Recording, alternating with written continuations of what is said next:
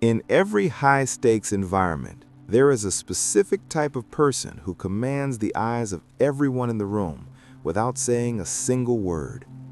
While the loud are busy competing for attention, this person is busy observing. While the insecure are filling the air with noise, this person is comfortable in the silence. You have been told that to be respected, you must be heard, but the truth is far more dangerous. The most powerful person in the room is the one you barely notice until they decide to speak. Welcome back to the quiet 1%. We live in a world that is suffering from a global epidemic of noise. We are taught from birth that extroversion is the only path to success. We are told to pitch, to network, to promote, and to broadcast every thought the moment it enters our minds. We equate volume with authority and speed with intelligence. But if you look closer, if you study the masters of industry, the elite strategists, and the most respected leaders in history, you will see a different pattern. They don't fight for the floor. They don't beg for a seat at the table. They understand a secret that the loud will never grasp. Respect is not something you demand through noise. It is something you attract through presence. If you have ever felt overlooked because you are quiet, or if you've been told you need to speak up to be a leader, this video is for you.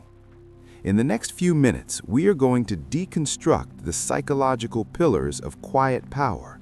We are going to explore why silence triggers a primal respect in others, and how you can use your natural introversion to command any room you walk into.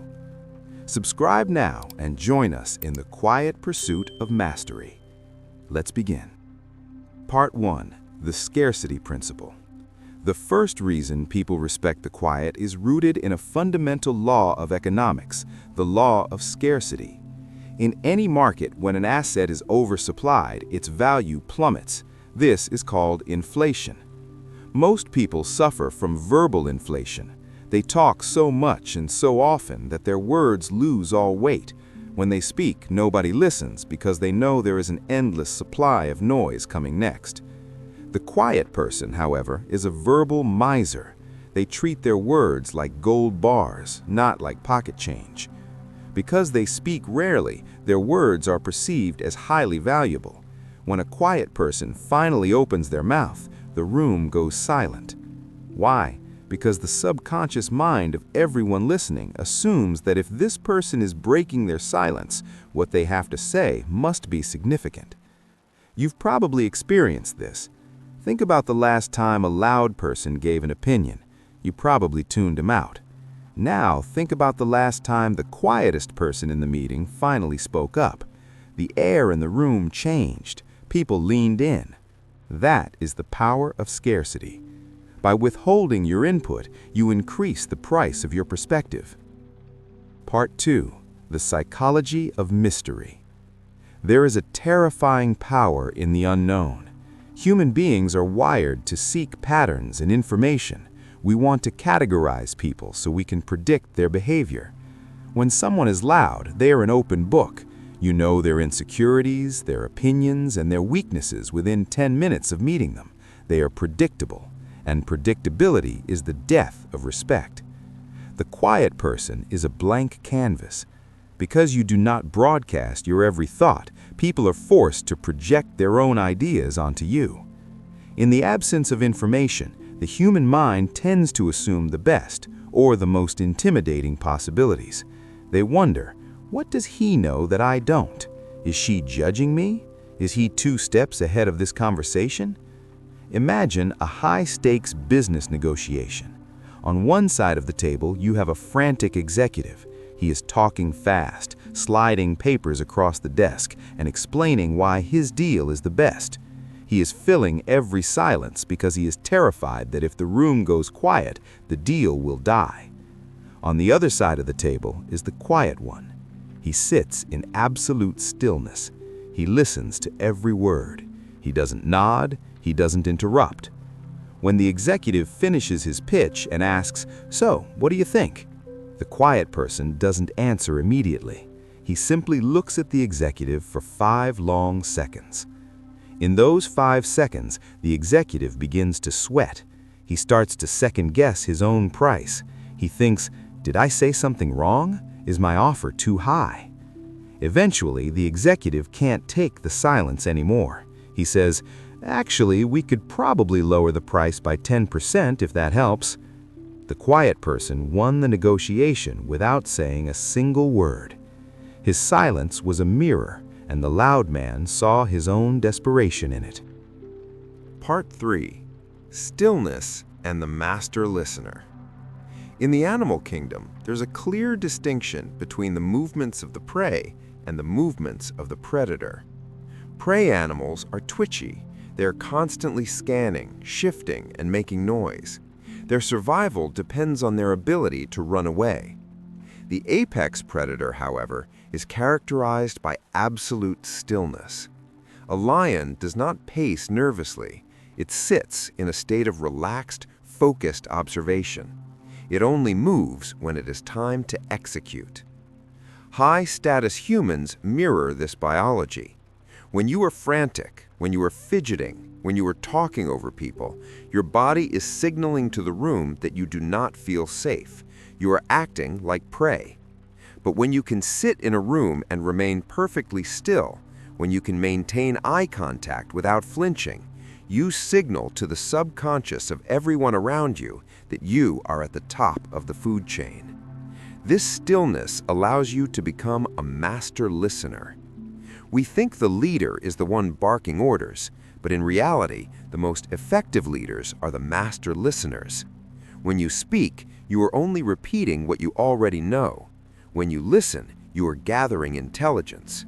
The quiet person in the room is often the most informed person in the room. While everyone else is busy trying to be heard, you are busy mapping the power dynamics. You are noticing who is insecure. You are noticing the flaws in everyone else's logic. Being a listener doesn't make you a follower. It makes you the architect of the final decision. Part 4. Observational intelligence. Respect is often the result of feeling understood. Loud people rarely make others feel understood because they are too busy waiting for their turn to talk. They are trapped inside their own heads. The apex predator, however, is characterized by absolute observation. Consider a young architect named Julian. Julian was hired by a top firm to work on a massive city project. In his first big meeting with the senior partners, everyone was shouting. The lead designers were arguing about aesthetics. The engineers were complaining about costs. Julian sat at the end of the table. For 45 minutes, he didn't say a word. He just took notes. One of the senior partners noticed his silence and said, "Julian, you haven't said anything. Are you even following this?" Julian didn't rush to defend himself. He paused for 3 seconds, looked at the blueprint, and said, "We are arguing about the roof, but if we don't move the support columns 6 feet to the left, the foundation won't hold the weight of the glass, regardless of the cost." The room went dead silent. In one sentence, Julian had identified the fatal flaw that everyone else was too loud to see. He didn't need to be loud for 45 minutes to be the most respected person in that room. He only needed 10 seconds of perfect, silent observation. Part 5. Controlled strength. There is a psychological concept known as overcompensation. People who lack internal confidence often try to manufacture it through volume. They believe that if they can dominate the space, no one will notice how small they feel inside. The quietest person in the room is the only one who has nothing to prove. Your silence is a signal of high self-esteem. It says, "I am comfortable with who I am. I don't need your applause to feel valid." Most people have a biological phobia of silence. In social settings, an awkward silence feels like a physical weight. People will say anything just to make the discomfort go away. The quiet 1% are comfortable in the void. They don't feel the itch to fill the air. When you can sit in silence and not feel the need to break it, you demonstrate immense psychological strength. You are the one who sets the emotional temperature of the room. Here is the ultimate truth that the world tries to hide from you. Silence is not a sign of weakness. It is a sign of controlled strength. A loud person is like a firecracker. Lots of noise, a bit of light, and then it's over. A quiet person is like a deep, still reservoir of water behind a massive dam. There is an incredible amount of pressure and potential energy being held back. Silence is a choice. It is the act of holding back your power until the exact moment it is needed. The respect people feel for you isn't just about your lack of noise, it's about the underlying sense that if you did choose to unleash your thoughts, it would be devastating. Silence is the ultimate loaded weapon, and everyone in the room subconsciously knows it. As we wrap up today's masterclass, I want you to look at your introversion through a new lens. Stop apologizing for being quiet. Stop thinking you need to be more outgoing to be successful. The world is already loud enough. It doesn't need another person shouting into the wind. It needs people who can think. It needs people who can observe. It needs people who have the discipline to remain still when everyone else is panicking. The next time you walk into a meeting or a social gathering, try an experiment. Don't be the first to speak. Don't fidget with your phone. Just sit in absolute, unbothered stillness. Watch how the room reacts to you. Watch how the loud people begin to look to you for cues. You possess a rare and powerful gift. Don't waste it on small talk. Use your silence as a fortress. Use your words as a chisel. Remember, the loudest person in the room is often the one with the most to hide, but the quietest person is usually the one with the most to give. Thank you for spending your valuable time with us today. If this perspective on quiet power resonated with you, hit the like button and subscribe to the Quiet 1%. We are building a community of deep thinkers who choose mastery over noise. Let me know in the comments below, have you ever experienced a moment where your silence actually gave you the upper hand? Share your story with the community. If you want to know the silent power move everyone gets wrong, watch this video.